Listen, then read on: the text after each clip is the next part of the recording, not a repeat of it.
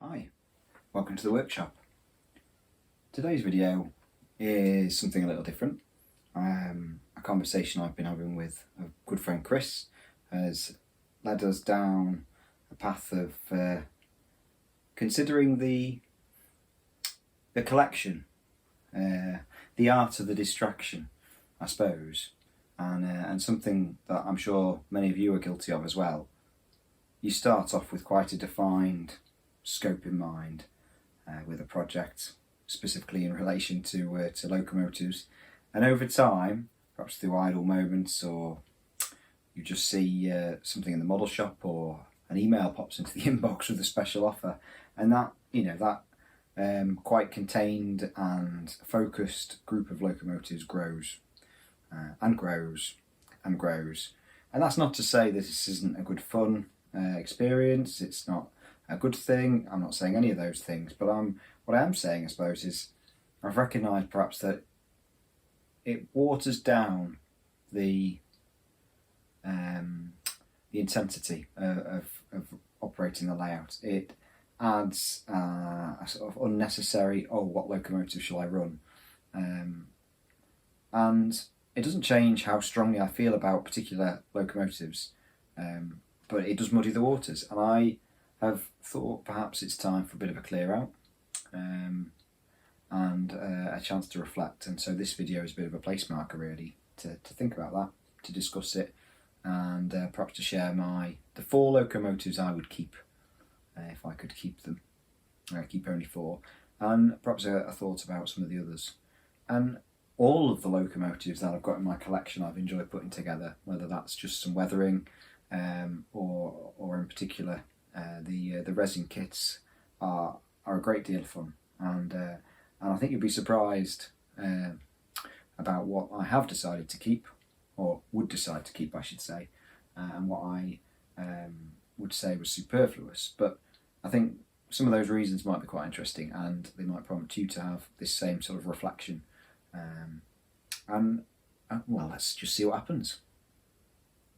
I can trace my Canadian interest, my passion for North American railroading, to those trackside experiences from 1989. 9 years old, stood in Drumheller with my somewhat dubious quality 35mm camera, taking photos of a pair of Jeep 38s switching the small yard and elevator at Drumheller.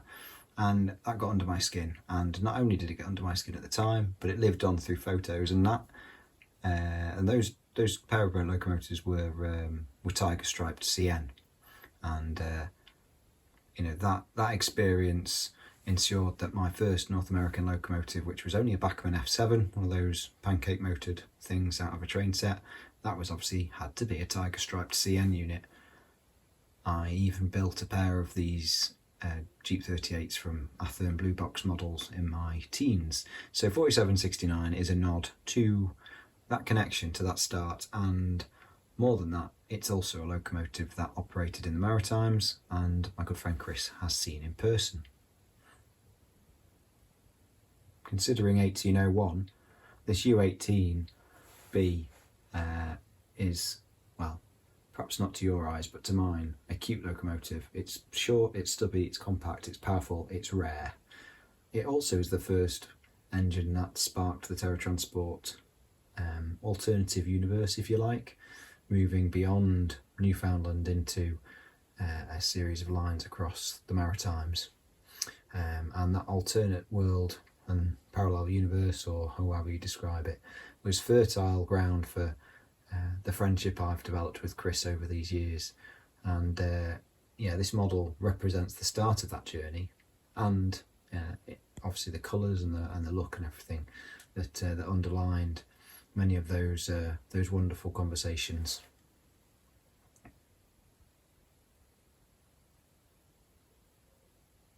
The S13 is something more of my own hand. It's was a Caslow Shop's kit, resin kit, and it's mounted on a Bachmann S4 chassis.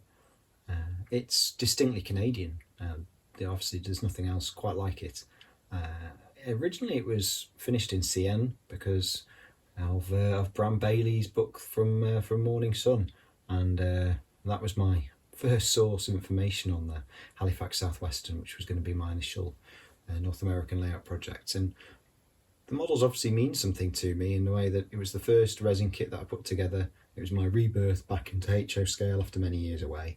And so whilst other locos came and went, you know, Rapido SW1200 for example, which was a lovely model, but it didn't mean anything to me, whereas this did. So this just sat in the stock drawer until I decided to patch it. So the CN was patched out and Terra Transport logo put on, and now it tells part of the story again of Beaverbrook, of parallel universe where Beaverbrook forms a very small part of the Terra Transport network. It's a joy to run. Tsunami sound with a obviously it's Alco Burble, just great fun. I love it, and I really enjoy running this. Perfect size for the layout too. Finally, the Jeep 15. I think this was the first model I properly finished for the layout, even though the U18 was at the start of the journey. The Jeep 15 I think was the first one I weathered. I patched out a Norfolk Southern livery. I've always had a soft spot for these Jeep 15s. I think the second generation EMD cab, the angle cab, it just screams North American railroading to me. Obviously harks back to those experiences in 1989 of seeing SD40s at the spiral tunnels and at Field and across the prairies, as well as CN locomotives, as I said, at Drumheller. I also used to get Model Railroader, and there was an article on building one of the 3 BL20-2s, which they experimented with. EMD experimented with rebuilds. Obviously the Jeep 15 was a bit of an earlier experiment in the same vein, and I really like it. It's short, again, it's short, stubby. It's very, very similar in size to the U18. It's perfect for the layout. It sounds great. It's got ESU decoder in this one. I love the little touches, the crew in the cab and the open windows, you know, the layers as well, the layers of paint. So not only did I patch it, but I patched it in different colours. I patched it after I'd done a pin wash, so you can see the layers there. And more recently I added the yellow reflected tape, and so it's like a model that represents the journey for me, represents the journey of this layout, represents the journey of my modelling, forms an important part of this layout, and it's a good size, it works well, it's sublime to play with. So these four are the four, and that leaves some interesting omissions. The fifth loco, that if I could choose a fifth to save, would be the BC Rail CRS20, which was a lovely resin kit to put together. But there's things that you would perhaps expect me to want to keep. The Susquehanna Jeep 40 is only a very recent addition. The New Brunswick Southern GP38-2 was -3 was a great project. The SDL 39, a unique model from Scale Trains, but none of those quite connect with me in the same way. It'll be interesting to see what happens with the new Caslow kit I've got, which is a sweep, whether that would replace one of these or be another one that goes. But you know, I've enjoyed building everything, and you know, there's nothing better than adding something to the roster. It's just, do I need to? And going forwards, that's going to be an interesting question. In fact, as you watch this video, I've cancelled all my pre-orders. There's no point buying something in the future that hasn't arrived just to replace something I already love. So if I fancy something in the future and it comes and it replaces one of these units, then that's great, and these will move on to a new home. But I think I'm going to try and keep a closer eye on stock and focus more on what this layout's trying to be and deliver, rather than collecting new models. So hopefully that's been of interest, me waffling on, explaining these models and why they're important to me. And yeah, perhaps what do you think? What might your thought be? How might it work for you? Would love to hear what you think. Thanks for watching. Take care.